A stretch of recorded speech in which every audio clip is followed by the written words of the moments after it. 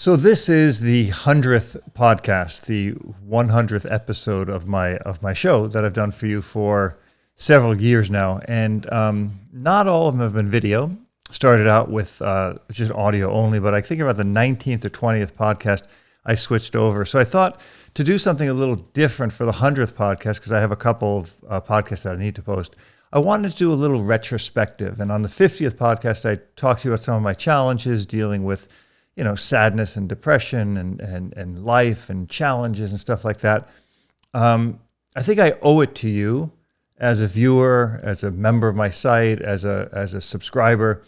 I don't like to use the word fan, but as a friend, as a person that watches me all the time, to really tell you what's meant a lot to me, what I've learned, what I've gained, what I still wish to gain in this journey, because it is really a journey. I started this off not as an idea to make money or to be famous or to do anything, but really to grow and to share things that I know and things that I wanted to learn. So as much as I've shared my knowledge with you of things that I've known, we've also learned so much together. And I think that's really exciting. The idea of learning together is really what life is about. It's really about that great journey we take and where we end up in the end. I used to say when I taught martial arts, it's not about the destination as much as it is about the journey, the people you meet along the way. And man, have I met some amazing people doing this podcast. Just incredible people. Some people were just merely, a video call or a phone call. Some came here in person. Some I interviewed on locations and stuff like that. And that's really what I want to address in tonight's podcast. So the one main goal I've always had has been making the world a better place for dogs. And that's something that I've strived to do since day one. And it's something that I will continue to strive to do until the day I die. The work I did through Bound Angels for 10, 12 plus years, I encompassed into a program recently. I just launched it on August 1st of shelter dog training. And that program is a course that I've been working on. I mean, I've been doing it for 10 to 12 years. I put it into a course. It took me about a year or two to kind of get it edited and the site built and the course designed and all that stuff, which it takes so much work. So many hours I just sit here in my basement doing my work, and it's just my little cave. It's my little sanctuary. It's what I love to do. I don't really consider it work. I crave it. I love what I do. And since I moved in here with Janet and we got married, I have this really beautiful built out basement that allows me to have my studio, my podcast studio, and my office in one place where I can really create. And it has really helped me to become more and more creative. So a lot of the podcasts have focused on training issues. I talked a lot about rescue issues, things that I love about rescue and things I hate about rescue, things that bother me, like how many dogs are oftentimes just so hurt by people who are selfish. So many rescues who do the wrong thing in holding these dogs back from adoptions because the perfect home isn't there. Because there is no perfect home for a dog. That's what we really have to remember. Then we look at these rescues who do such amazing work, and they're busting their butts, and they're just spending their time, their money, their efforts on helping so many dogs. And those are people that I really have met so many over the years through my work in Bound Angels, not so much in the podcast, but really opening people's eyes to what it takes to rescue a dog, what it takes to really understand a dog and to give a dog the best life possible. Now, not everybody's going to do that. Some people work 8, 10, 12 hours a day. Some people are just incapable of the amount of work that the dog really requires, the dedication the dog requires, but they're doing their best, and that has to be rewarded, because in the end, it's a relationship, and no relationship is perfect. You'd like to think it is, but they aren't.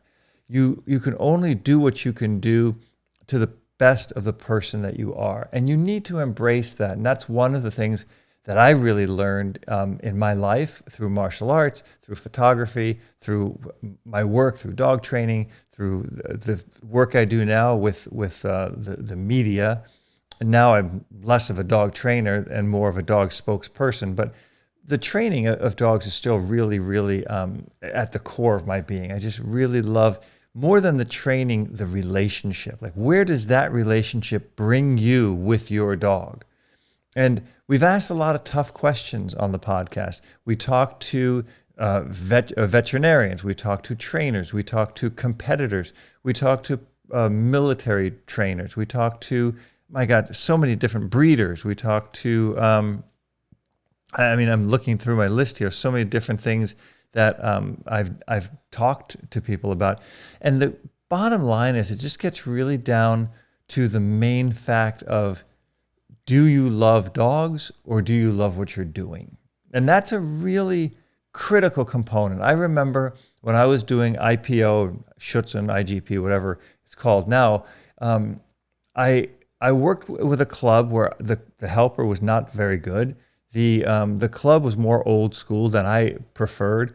And I worked Goofy there. I worked Goofy in my methodology, in my ways. I listened to what they had to say, and I took some of the advice, and I didn't take some other advice. And I made a decision after I tested for his 2 and he didn't do well at it. I made a decision to stop doing the sport with Goofy. And it wasn't because I didn't like the sport. I like the sport a lot. But the decision was based on the fact that the sport was not the right fit for Goofy. Now, that would have completely changed had I known then what I know now, or had I known the people then that I know now. People like the amazing Frank Phillips, one of the legends to me. I love talking to Frank Phillips on the phone. When he does a seminar, I go hang out with him. One of the most amazing people. People like Steve Stoops, people like Avi, people like Connie and Peter Scherk, who are just incredible, amazing trainers and competitors. And their books I'm reading both of them. They have one on obedience and one on protection dog sports. And the books have really changed my life, changed my opinion on things, because the books are that good. Now, the protection dog book is only available in German right now, thank God. And thank my mother for staying on top of me to remember German. I can kind of read through it. I'm certainly not fluent in reading German. I can get along in the language speaking it, but I've been reading. I read their obedience book, and they were on episode, I don't even know, it was like 98, I think it was. And we talked about things and philosophies of training. And I had just started reading the obedience book, which is in English, which I recommend highly. And we talked about things. And I was just so drawn to their methodology of training, because the only other person who really embraced that I really saw was Frank Phillips. Now, Danny Craig, back in the day when I met him, he had given me some amazing advice. And I would say his advice, Danny Craig's, was the main reason I stopped doing IPO with Goofy, because he said it's not a fit for him because of the way it was being approached. And I learned the most important thing that I really hope every single one of you gets, and it's the most important advice I would ever give to anyone who wants to do a sport with their dog. Now, whether that's hunting, agility, obedience, protection, it resonates more with the protection side of it, because the protection side of it, you're putting your dog in a position where someone else is handling your dog, someone else is working with your dog, and that entails a lot of trust. And that's something that a lot of trainers, or I should say a lot of dog owners, kind of relinquish too fast. They really fail their dogs in that they just kind of say to somebody, oh, do you want to use my e-collar? Here's my e-collar, here's my dog, here's the leash, let me see what you're going to do. And there are a lot of trainers out there who are not qualified. There are a lot of helpers out there who are going to mess up your dog. And Danny Craig's advice resonated with me when he said, that's not the way you want your dog to be trained or handled or dealt with. And I listened to him, and I'm so grateful to Danny for that advice. It was just amazing advice. And since then, I'd met other decoys and helpers who were really, really good. And I met, like I said, the most amazing, in my opinion, the dog trainers that I really would look up to are Frank Phillips, and Peter and Connie Scherk. They get it. They resonate with me. And when you talk to people, when you really have honest conversations like we've had here on the podcast, you get that. You connect with that. And that's so important to do. And the lesson that I took away from it, and the lesson I try to teach all of you, and it's a long-winded way to get to what I'm about to say, is love your dog more than you love the sport. Right? That's critical. Love the dog, love your dog more than you love the sport. Because if you love the sport more than your dog, you're going to make bad decisions. You're going to force your dog to do a sport that he's not apt to do. Not every dog is cut out for protection sports. Not every dog is cut out for hunting. Not every dog is cut out for agility. Obedience, most dogs are, but some dogs are slow and some dogs are pokey and some dogs are a little naughty and some dogs are sloppy, some dogs are soft, some dogs are sharp shy, some dogs are fearful of things. And all these sports require certain components. And those are things that I learned a lot from the conversations I had with people like Avi Cohen and Pierre Wahlström. And great conversations I had with the incomparable Steve Stoops, who trained so many military and police dogs, where he said that. He said, the dog has to have that genetic component. And Avi and I had so many conversations about that over the discussions we've had. Avi's been the most popular podcast and the most frequent podcast on the show.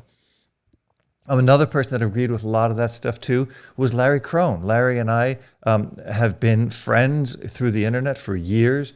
We met, we went to the Gold's Gym, In-N-Out Burger. We did a couple podcasts. I really enjoyed my conversations with Larry because although I've never seen Larry train a dog, I just like his vibe.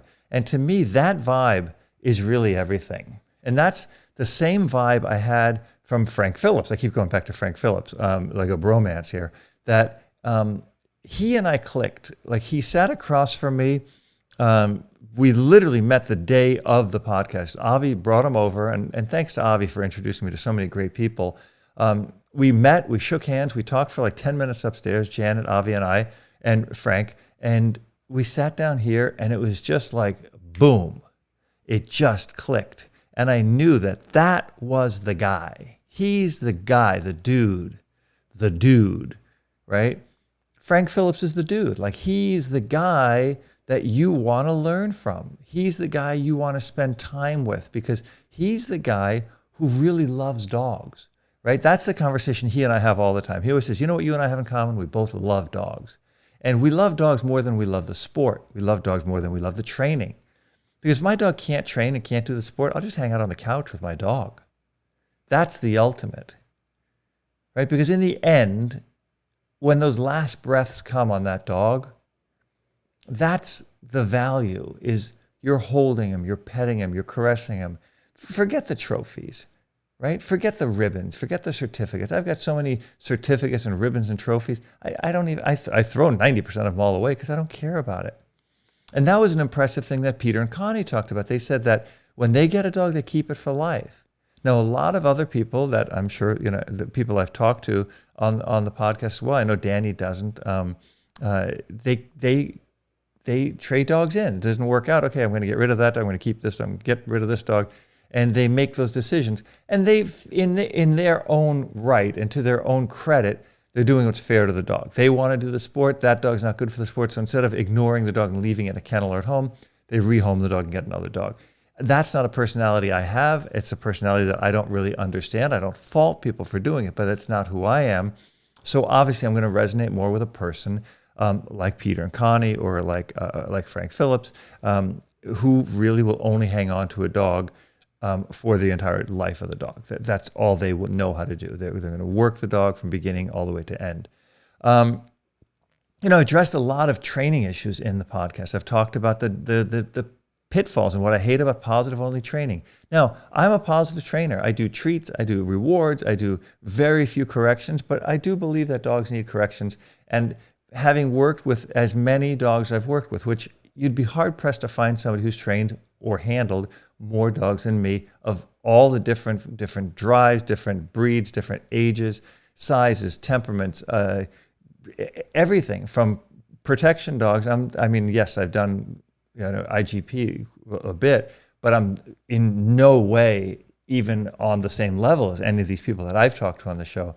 But I've done the sport. I've worked with a lot of protection dogs, personal protection dogs, which not necessarily need to be titled in IGP or French ring or Mondio ring or anything like that. They can have a foundation of it, but I've worked with these dogs to a level of understanding them, of understanding their temperaments and how to get them to perform as a protection dog. And on that level, I'm in no place close to Steve Stoops or to Shannon, who's an amazing guest I had. It was just on, I think it was the 99th episode. Shannon Krieger, an epic legend of dogs and military dogs. I mean, Shannon started all the SOCOM dogs. I mean, any dog that's in a level of the military that nobody talks about is something that Shannon Krieger did. I mean, what an amazing guy. And he and I too, we talked on the phone a couple of times. He came here, we had dinner the night before, we sat down and we talked, and man, did we just get each other.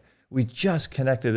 And that's been the amazing part of this podcast, is the relationships. So I talked about training a lot, and I talk about the fairness of training and what we really owe our dogs. We have domesticated these dogs, and we owe them a lot, right? We need to make sure that they fit in and have safety in our world.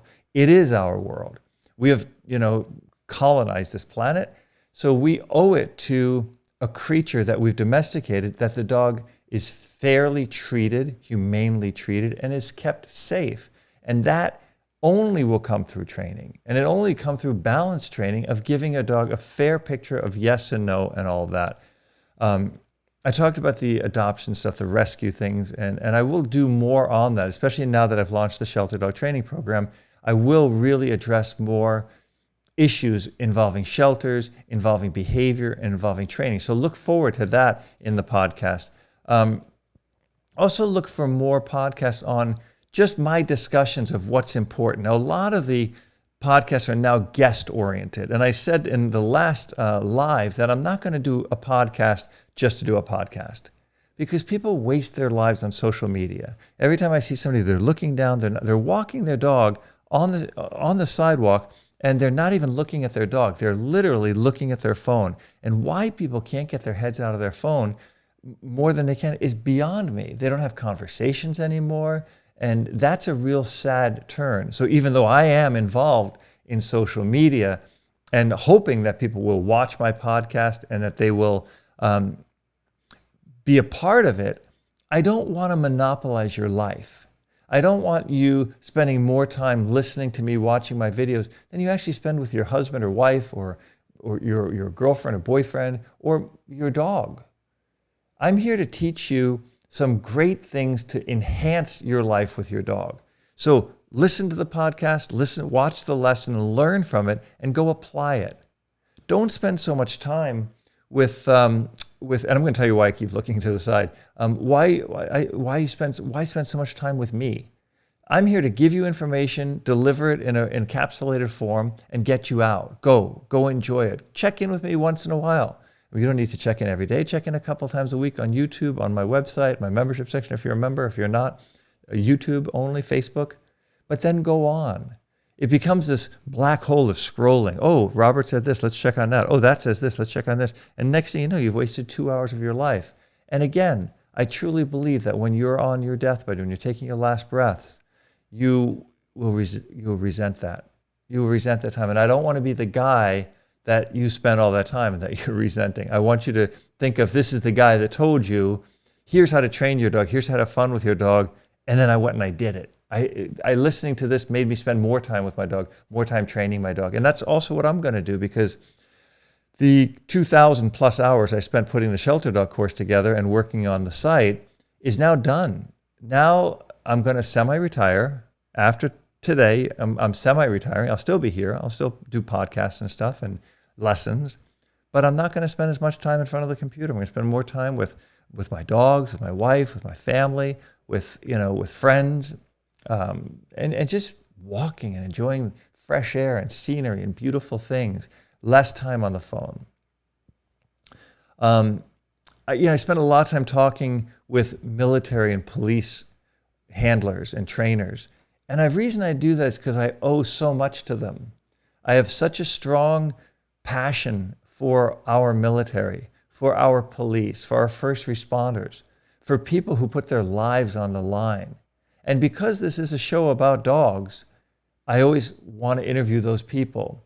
The people like Shannon Krieger, who did the most amazing work, and almost lost his life, but did this amazing, amazing work in getting these tactical dogs, these military dogs into the military. Now, they have had military dogs forever, but these dogs, combat assault dogs, are called CADs, were never put out there. They were never in the military. They didn't exist. They existed in police work, but Steve Stoops and Shannon, and with the help of guys like Mike Reaver, who's never been on the podcast, who I hope to get on, and Kenny Licklider, also from, another great guy they talk about a lot, who also want to get on the show. They changed the dynamic, these guys did, of military dogs, and taking it from the MP dogs to these dogs that are now combat assault dogs, dogs that will go in and locate, dominate. The T-shirt. Steve and I came up with that. He came up with the name. I came up with the T-shirt. And those guys, who else? Pierre Wahlström, who talks about his breeding program in Sweden. Amazing stuff. Steve Stoops, who my brother from another mother, who I love. His training techniques are spectacular. Nothing like them on the planet for when it comes to this. I talked to John Cook from the LA Sheriff's Department. Mike Ritland is the first guy I talked to. He's a Navy SEAL, but not really in the same category. I don't know why I brought him up. But he was the first military guest I had on. That's why I brought it up. I'm just looking at my notes here. He kind of started that. Michael Goosby, who was the LAPD canine trainer, the head guy for there. Will Chesney, the guy who had the dog that got bin Laden on the bin Laden raid. Didn't get bin Laden, but all these amazing, amazing people. I remember a great podcast too that I had. We talked to Ron Penna and from the Keto Pet Sanctuary, and Raviv Balfour, a great orthopedic veterinarian who talked such great information.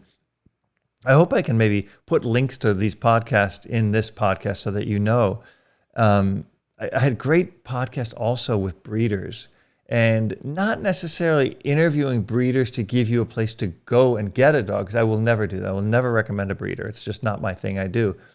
But giving you the education of what you should look for in a breeder. That's really critical. I never, ever interviewed a breeder to say, this is where you should get your dog. The breeders I've talked to, like Pierre Wahlström, like Tasha, like Danny Craig, these are all people that I respect as breeders. And Jeremy Criscoe from Whistling Wings. We talk about things of what do you need to look for when you're looking to get a puppy. And that's where we learn together, because I learned so much from talking to these people, stuff that I didn't know. How did I learn so much? How did I get so informed about things? It's because I ask a lot of questions. I love talking to people. I love asking questions, and I love learning. And then I love to share my knowledge. I've been a teacher for more than half of my life. I would learn something, and then I would teach it, and I would learn it, and I would teach it. And sharing that knowledge has always been my passion. Janet knows that. I mean, since I was in my 20s, I was in my late 20s, I opened a karate school because I'd studied karate since I was 15 years old. And I wanted to teach that. I wanted to share that knowledge. I started the first one in Switzerland, and I came here and opened a few here. I'm going to tell you a little, here's a little something. You watch this podcast and you really don't know what goes on out here, right? But I'm going to explain it to you. So you always see me looking to the side like this, right? And every time I look to this side, I'm looking at my computer here, because my entire screen of my computer is what I see, what you see when you see the show. But I have to look back to make sure, is it recording? Am I in the right frame, in the right position? Because I'm a one-man show. You might think I have like I'm Joe Rogan and I have all these people helping me, but I don't.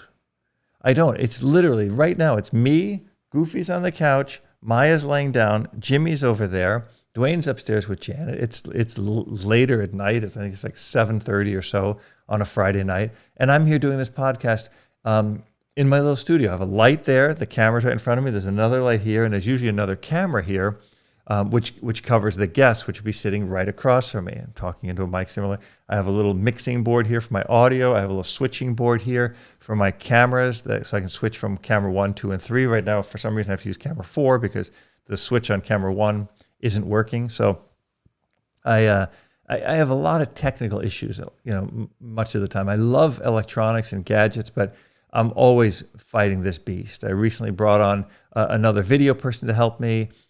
It's rare that I have a videographer because most of the time it's Janet running the camera. The camera's on a tripod or something. But over the past year or two, I've brought on some video people that have really helped me. I got a new guy now who's working with me. He's doing a great job. Alan has been a big asset to my site and this business because he's taken the helm of the technical side. I did 90+% of that from the beginning of the site. I learned how to code HTML when it was HTML, I think 1. Worked with editing when it was Final Cut, I think 2. Now I'm using DaVinci 17 or 18. I mean, so much different stuff has evolved in these years, in these many years since I uploaded the first video to YouTube. I don't even really remember when that was, but I think it's been like 7 or 8 years now. The YouTube channel has grown immensely. I never thought people would subscribe or care, and it did. It took off. I mean, we're right now at about 242,000 people. I'd love to see it at 1 million. I think that'd be fantastic. It'd be such a great thing. Not for the ego of having 1 million people, although a little bit, but mainly for the fact that I could reach so many more people with a message that I think is powerful, with a message that I think is beneficial to dogs. And that's really the goal, right? It's about doing something that's good. It's not just tease your dog and get 1 million hits, or see how your dog's going to respond to this sound and get 1 million hits. I hate those videos. I hate anything that objectifies the animal. So I just hate it. I won't do it. A friend of mine, one of my best friends, Carlos, said, "Oh, you should do some funny dog videos," and I said, "I can't do it. That's not me." Right? Because most of the time, funny dog videos put the dog in a weird position, right? You're compromising the dog. You're kind of poking the dog or prodding the dog or making fun with the dog. And that's just not something I'm into. People have given me advice, "Oh, you should do this and do that in your show and your podcast and your videos." But it's goofy, right? It's really dopey. I'm not a character of myself. I'm who I am. And for the most part, I'm not really the YouTube guy. I'm just the guy. I'm just the regular guy who tells you the truth, who cares about the truth, and who lives and dies by the truth. That's it. I'm not here. I don't care if I get one more subscriber or one more viewer. I could give a rat's you-know-what about that. But what I do care about is that the people who tune into my podcast, to my training, that they get what they came for. And that is honesty. Honesty at all costs. I really want to focus on that. So as we cross this bridge over the 100th podcast and moving into the 101st and 2nd and 3rd and whatever, I already have the next 2. One is going to be Shannon Krieger, who I think is just an iconic, epic person. I have a great chat coming up with Avi and Johannes, who's been a German Shepherd breeder for decades, with great information on breeding. And again, you can take that information from a German Shepherd breeder and extrapolate it out to a Labrador breeder, or a Malinois breeder, a Border Collie breeder, whatever it is. A good breeder is a good breeder, just like a good trainer in agility is akin to a good trainer in IPO or obedience or hunting or whatever, because of those core values, really. It is really about core values, and you just need to know what those core values are so that you can look for them and expect them.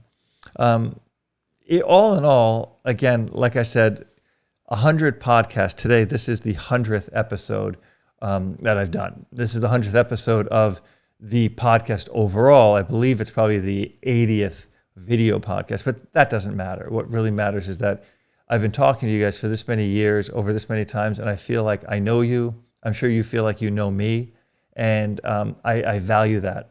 I respect that very, very greatly. I don't take it lightly. I don't take it for granted. I don't, again, Larry and I had the same idea. Like, I just don't consider people fans. Because I'm not above you, you're not beneath me. That whole idea of a fan, it creeps me out. I think it's weird. Like, I'm not an idol. I'm just a guy. I'm a guy who loves dogs. And, I was always drawn to helping people. And that's all I'm here to do. I'm not your, no guru, no method, no teacher. I'm not that guy. I'm the guy who gives you the truth. I tell you what I've learned. I tell you what I know and what I feel, and I'm going to tell it to you whether you like it or not. I'm not saying tell it to you whether you like it or not. I'm going to tell you the truth whether you like it or not. I'm not going to appease you. I'm not going to tell you what I think you want to hear, because I think that's dangerous. And I think that's where people lie a lot on social media, because they're trying to get more followers. They're trying to get more likes. They're trying to get more this and that. And I don't care. Right? I make my living from teaching. I make my living from my membership section. I make my living from my courses I sell. My YouTube channel brings people there, but it's there for people who can't afford that $15 a month or that course that there is to buy. So it's not fair for me to have this information and not share it freely. I shared it freely for 10, 12 years, again, at shelters. I just went and I helped. I did what I knew. I did what I was good at. And training these dogs and helping these people better understand these dogs and train these dogs was an amazing, amazing part of my life that I'll never forget. And now I'm 50, I'm going to be 58 this year. And all that work I did and all the growing I did through those years is there for you. It's documented. It's online. It's on my videos. It's in my courses. It's in my lessons. It's there forever, until they shut YouTube down or something. But the lessons are there. You can always reflect back on them, and it's like something that I wanted to always leave some kind of a legacy. And I never knew what it would be. I didn't know if it was going to be martial arts or photography or stuff like that. I mean, those of you who've seen my photography in Africa know how passionate I am about Africa and the conservation of Africa. But that goes hand in hand because of the animals. And when I really think about the animals I'm most passionate about, it is dogs. The bottom line is, it is dogs I'm passionate about. And making the world a better place for them, and having met the people that I've met has been so amazing. It has been this most amazing journey that has led me to learn, to grow, and to become a better dog person, if you want to call me that, or dog trainer, dog spokesperson. Because everything I learned, I just want to share. I don't want to hold it back and say, oh, that's my secret. I don't believe in that. And that's also what I learned from the trainers that I talked to, the great trainers that I talked to. Like I said, the Danny Craigs, the Dave Latham from the IGL, won the IGL, I believe, 4 times. The one and only Frank Phillips, vice world champion in IPO, an American who is iconic. Can't say enough good things about him. And Peter and Connie Scherk, who I just recently met and formed a really nice connection to. Read their books, talked to them several times, told them I would love to come train with them, have them come here. Seek out good trainers. If you take nothing else away from my podcast, it is ask questions, talk, listen, and find out what it is that you really want. And what you should really want is what's best for your dog. This is advice that I give you freely. It's advice I pray that you'll listen to. Because doing what's best by your dog will make you a better person, will make you a better trainer, and will form a foundation of trust and love with you and your animal that you will not get if you love the sport more than the dog. Because you put the dog in bad positions, bad situations, and man, is that sad. I've seen so many dogs get beat up by bad handlers, by bad trainers, and it's sad. Bad helpers.